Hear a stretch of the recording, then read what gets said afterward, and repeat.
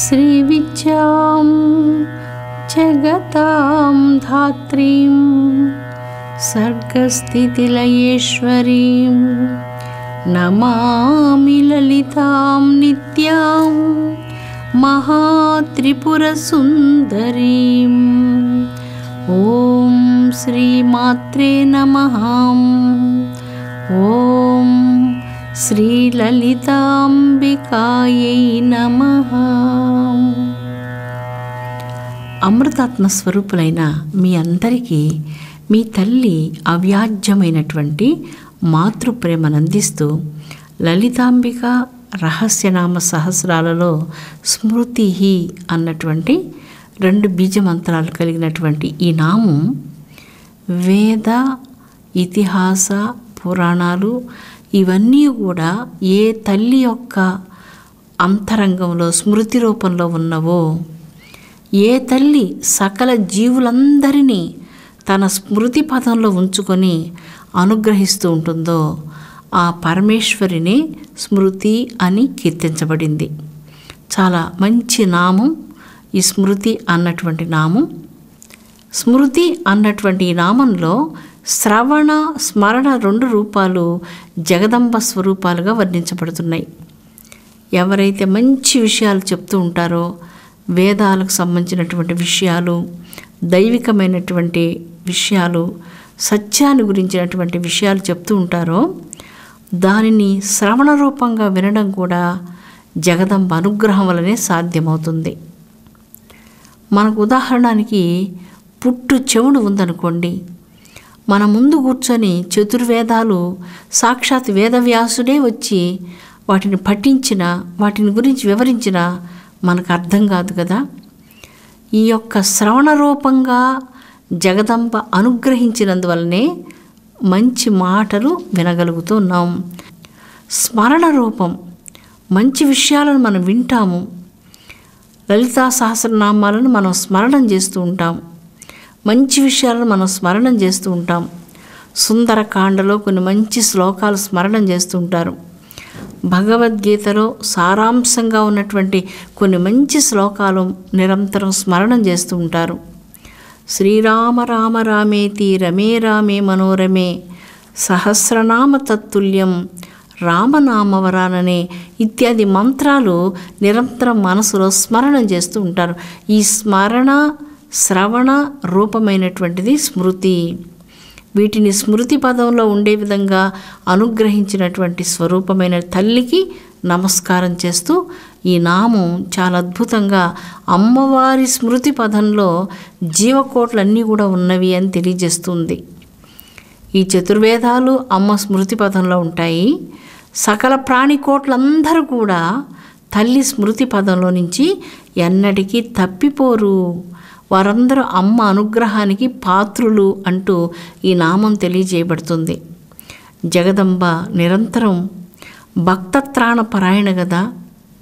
శరణాగత దీనార్థ పరిత్రాణ పరాయణే సర్వస్య ఆర్తిహరే దేవి నారాయణీ నమోస్తుతే అనేటువంటి ఈ నారాయణీ స్తుతినామ స్తోత్రంలో ఉన్నటువంటి ఈ అద్భుతమైనటువంటి ఈ చక్కని శ్లోకం శరణు అన్నటువంటి దీనులను, ఆర్తులను రక్షించుటయే స్వభావంగా కలిగినటువంటిది తల్లి.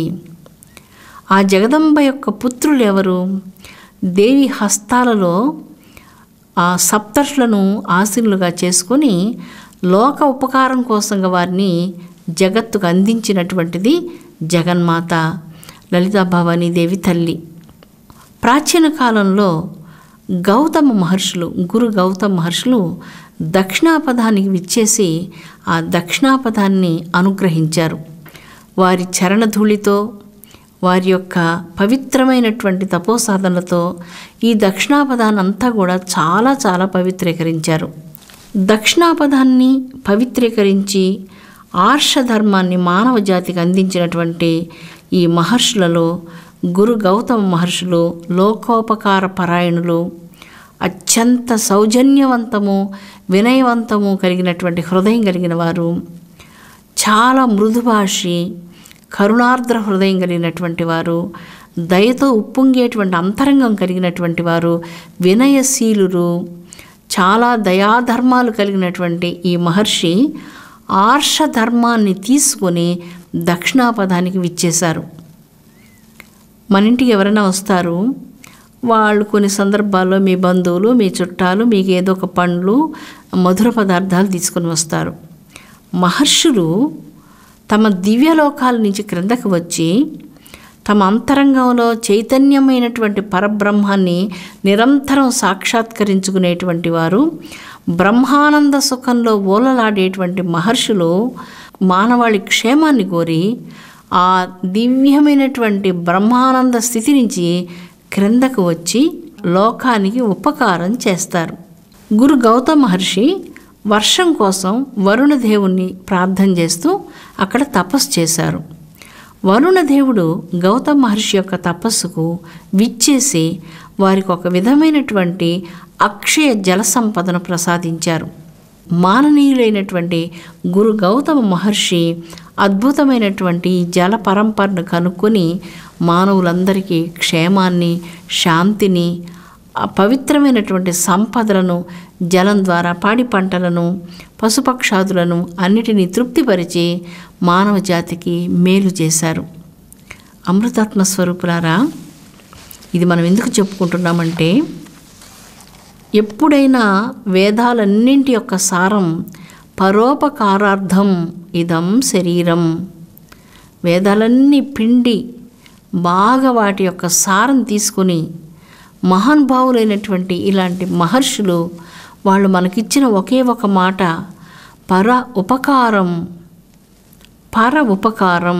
పరుడు అంటే ఎవరు? నీ రక్త సంబంధం కాకుండానో, నీకు ఎటువంటి సంబంధం లేకుండానో ఎవరైనా సరే జాతి, మతము, కులము ఈ తేడాలు చూడకుండా పరస్వరూపాన్ని, పరతత్వాన్ని అందులో చూసి అలాంటి పరతత్వ స్వరూపులైనటువంటి ఎవరికైనా సరే ఎప్పుడైతే ఉపకారం చేస్తున్నారో అతన్ని తన పర స్వపర భేదాలు ఎంచకుండా పరతత్వ స్వరూపుడుగా భావించి పర ఉపకారం ఎప్పుడైతే చేస్తారో వారికి భగవంతుని అనుగ్రహం 100% అతి శీఘ్రంగా లభిస్తుంది. పరోపకారార్థం ఇదం శరీరం. ఈ శరీరం కేవలం 10 మందికి మంచిని చేసేందుకోసమే దైవం మనకు అనుగ్రహించింది. ఇది చతుర్వేదాల యొక్క సారాంశంగా మహర్షులు తమ జీవితంలో ఆచరించి మనకు చూపించారు. ఇప్పుడు గురు గౌతమ మహర్షి చరిత్ర మనం అందుకే చెప్పుకున్నాం. పరోపకారార్థం కోసం తపస్సు చేసి అక్షయ జల సంపదను భూమి నుంచి వెలికి తీసి మానవాళికి, పశుపక్షాదులకు, జంతువులకు వారు మేలు చేశారు. గురువు భక్తుని హృదయాన్ని పవిత్రీకరించి అంతరంగాన్ని శుద్ధి చేసి అక్కడ ధ్యానము అనేటువంటి ఒక బీజాన్ని నాటుతున్నారు. ఈ ధ్యానం ద్వారా ఏకాగ్రతను, గాఢమైన ఏకాగ్రతను, పరిపూర్ణమైనటువంటి ఏకాగ్రతను అంతరంగం మీద కేంద్రీకరించి ఉత్తమ సాధకుడు సర్వోన్నతమైనటువంటి సమాధి స్థితిని పొందగలుగుతున్నాడు. ఆ పరిపూర్ణమైనటువంటి ఆత్మానుభవాన్ని పొందేందుకు ఇక్కడ జగన్మాత స్మృతి స్వరూపంగా కీర్తించబడుతుంది. ఆ జగదంబ స్మృతిలో ఉన్నటువంటిది ఏమిటంటే పరిపూర్ణమైనటువంటి దివ్యత్వము. సర్వభూతాల యందు తన స్వరూపాన్ని తల్లి చూసుకుంటూ ఉంటుంది. స్వాత్మానంద లవీభూత బ్రహ్మధ్యానంద సంతతి. తాను ఏ బ్రహ్మానందాన్ని తన స్వాత్మలో నిరంతరం అనుభూతిని పొందుతుందో ఆ బ్రహ్మజ్ఞాన సుఖాన్ని, ఆ బ్రహ్మానందాన్ని తన సంతానానికి ప్రసాదిస్తుంది. స్వాత్మానంద లవీభూత బ్రహ్మధ్యానంద సంతతి. తన బిడ్డలందరికీ, తనను ధ్యానించేటువంటి వారికి సమాధిలో అపూర్వమైనటువంటి ఈ బ్రహ్మజ్ఞాన సిద్ధిని జగన్మాత ప్రసాదిస్తుంది. కనుక ఇక్కడ దేవికి స్మృతి అన్నటువంటి నామం కలుగుతూ ఉన్నది. అమృతాత్మ స్వరూపులారా, వేద విజ్ఞానం మనం పొందాలి అంటే ఏం కావాలి? చాలా సునిశితమైనటువంటి మేధ, ప్రజ్ఞ కావాలి. సునిశితమైనటువంటి మేధ, ప్రజ్ఞ కావాలి. మీరు చూస్తుంటారు ఈ లోకంలో కొంతమంది చాలా చిన్న చిన్న విషయాలను కూడా ఆషామాషిగా తీసుకుంటూ ఉంటారు. అదంతా ఏం లేదులేండి, నాకు అన్నీ తెలుసు, అలాగా సులభంగా తీసేసుకుంటూ ఉంటారు. ఇక్కడ చెప్పబడుతుంది, ఈ వేద విజ్ఞానం నువ్వు పొందాలి అంటే నీకు మేధస్సు బాగా ఉండాలి, ప్రజ్ఞ బాగా ఉండాలి. అవి ఏ విధంగా వజ్రం జాజ్వల్యమానంగా వెలుగొందుతూ ఉంటుందో అలాంటి మేధస్సు, జాజ్వల్యమానమైన ప్రజ్ఞ, జాజ్వల్యమానమైనటువంటి మేధస్సు కావాలి. ఈ మేధస్సు ఎలా వస్తుంది? దీనికి చక్కగా కొన్ని రెమెడీలు కూడా చెప్పబడి ఉన్నాయి. గణేష అథర్వ శీర్షోపనిషత్తులో యో లాజేర్యజతి సైషోవాన్ భవతి స మేధావాన్ భవతి. నేతిలో తడిపినటువంటి లాజలు అంటే వరి పేలాలంటారు వాటిని. ఆ వరి పేలాలను గణేష అథర్వ శీర్షోపనిషత్తు పఠిస్తూ అగ్నిహోత్రంలో సమర్పిస్తారో స మేధావాన్ భవతి, అపూర్వమైన మేధస్సు కలుగుతుంది అంటూ ఇక్కడ ఒక చక్కని రెమెడీ చెప్పబడింది. ఆత్మవిద్యను ఉపాసించేటువంటి సాధకునకు ఒక మంచి కాంక్ష కావాలి. ఆ కాంక్ష ఏమిటి? విద్యాకాంక్ష. ప్రపంచంలో చాలా కాంక్షలు ఉంటాయి. అవన్నీ ఇప్పుడు మనం మాట్లాడుకునేటువంటి కాంక్షలు కాదు. ఇక్కడ ఈ యొక్క తైత్తరీయోపనిషత్తులో చాలా చక్కని విద్యాకాంక్షను గురించి తెలియజేశారు.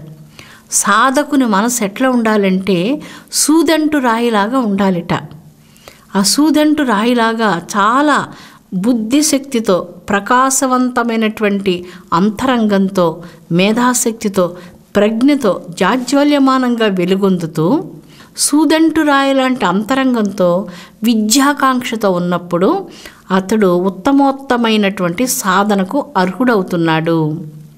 అతని సాధన విద్యాకాంక్షతో ప్రారంభమై బ్రహ్మజ్ఞాన దర్శనంతో, బ్రహ్మానంద సుఖంతో పూర్తవుతుంది అంటూ తెలియజేయబడుతుంది. గుర్రాన్ని మనం బలవంతంగా నీటి దగ్గరికి తీసుకుని వెళ్ళి నీళ్లు తాగించలేము అని చెప్పబడుతుంది. గుర్రాన్ని కానీ ఏదైనా ఒక జంతువును కానీ నీళ్లు తాగు అంటూ బలవంతంగా మనం తాగించలేం. మన పిల్లల్ని చదువుకోమని కొన్ని సందర్భాల్లో మనం చెప్తూ ఉంటాం. ఎందుకు చెప్తాము? వాళ్ళు చదువుకుంటే బాగుపడతారు, వాళ్ళ జీవితం ఉజ్వలంగా ఉంటుందంటూ అనేక రీతులుగా సర్వ ప్రయత్నాల ద్వారా 1000 రీతులతో ఎన్నో విధాలుగా చెప్పబడతాం. ఎన్నో రీతులుగా వాళ్ళకి నచ్చజెప్తూ ఉంటాం. అంటే గుర్రాన్ని బలవంతంగా తీసుకుని వెళ్ళి నీళ్లు తాగిస్తూ ఉంటాం. అయితే దురదృష్టవశాత్తు వాళ్ళకు ఆ విద్యాకాంక్ష ఉండకపోతే మనం ఎంత బలవంతం చేసినా ఆ చదువుల తల్లి సరస్వతి అనుగ్రహించలేదు. ఆ చదువుల తల్లి సరస్వతి అనుగ్రహం లేకపోతే విద్య ఎలాగా వస్తుంది? విద్యాకాంక్ష ఏ విద్యార్థిలో ఉంటుందో ఆ చదువుల సరస్వతి వారిని ఆవహిస్తుంది. కాబట్టి బలవంతంగా మనం ఈ బ్రహ్మ విద్యను కానీ లౌకిక విద్యలను కూడా మనం నేర్పలేం. కానీ తెలియచేయడం మాత్రం ధర్మం అది. మహాపురుషులందరూ కూడా మనలాంటి అజ్ఞానుల దగ్గరకు వచ్చి మనకి ఏమీ తెలియకపోయినా అన్నీ తెలుసన్నట్లుగా మనం ప్రవర్తిస్తుంటే వారు ఎంతో దయతో, ఏ విధంగా గురు గౌతమ మహర్షులు అవ్యాజ్యమైనటువంటి దయతో మానవాళికి తమ జల విద్యను ఉపయోగించి ఆ జల సంపదను వెలికి తీసి అపారమైనటువంటి జలరాశిని ఏ విధంగా అందించారో అదేవిధంగా మానవ జాతి వినకపోయినా, మనకు శ్రద్ధ ఉన్నా లేకపోయినా మహాపురుషులు మన దగ్గరికి వచ్చి మనం ఎత్తుకోలేనటువంటి బరువు ఏమిటా బరువు? జ్ఞానం అనేటువంటి సంపద. ఆ మహదైశ్వర్యాన్ని వారు ఎత్తుకొని మన ఇంటింటికి వచ్చి ఆ మహదైశ్వర్యాన్ని పంచిపెట్టి మనల్ని ప్రేమించి మన బాధ్యతలను స్వీకరించి ధర్మ మార్గం వంకగా నడిపించేందుకు మనకి ఎన్నో అనుగ్రహ భాషణాలను గ్రంథాల రూపంలో అనుగ్రహించినటువంటి ఋషులు ప్రాతస్మరణీయులు. ప్రాతకాలంలో వారిని స్మరించకుండా మన దినం గడిచిపోకూడదు. సప్తర్షులను స్మరించకుండా మన దినం గడిచిపోకూడదు. మన జాతికి రత్నాలు ఎవరు? సనాతన ధర్మాన్ని నడిపించేటువంటి నాయకులు.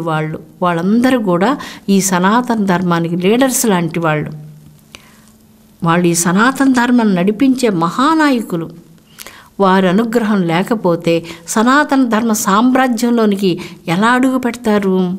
అందుకే సప్తర్షుల యొక్క ఈ యొక్క గోత్రనామాలు, ఎందుకంటే గోత్రాలు ఎందుకు అడుగుతున్నారంటే ఆ భరద్వాజ ఋషిని ఆ పూజా సమయంలో ఒక్కసారైనా మనం స్మరించేందుకు. ఎప్పుడైతే నిజమైనటువంటి అంతరంగంలో తపన పెరుగుతుందో, ఆత్మవిద్య కాంక్ష కలుగుతుందో, అప్పుడే సర్వోత్కృష్టమైనటువంటి ఆధ్యాత్మ సాధన మన హృదయంలో ప్రారంభమవుతుంది. ఈ ఆధ్యాత్మ సాధన ఎప్పుడైతే మనకు ప్రారంభమవుతుందో, అక్షర పరబ్రహ్మం ఓంకారం ఈ ఉపాస్యంతో తాదాత్మ్యాన్ని పొంది సమాధి అన్నటువంటి ఒక దివ్య అనుభవాన్ని సాధకుడు పొందగలుగుతున్నాడు. ఈ సమాధి అన్నటువంటి దివ్య అనుభవంలో ఏ జ్ఞానం అయితే హృదయంలో ప్రకాశిస్తుందో ఆ జ్ఞానం సముపాస్యమైనటువంటి జ్ఞానం, ఆ జ్ఞానం శాశ్వతమైనటువంటి జ్ఞానం, ఆ జ్ఞానం పరబ్రహ్మ స్వరూపానికి సంబంధించినటువంటి జ్ఞానం. ఆ జ్ఞానం పొందడం కోసమే మనకు ఈ దేశంలో ఈ మానవ జన్మ లభ్యమైంది. ఆ మానవ జన్మ సాఫల్యత సిద్ధి కోసం మనందరం కూడా కృషి చేయాలని అమ్మ మీ కన్న తల్లిగా మీ అందరికీ హృదయపూర్వకంగా అవ్యాజ్యమైనటువంటి మాతృప్రేమను అందిస్తున్నది. స్వస్తి. ఓం శాంతి శాంతి శాంతి.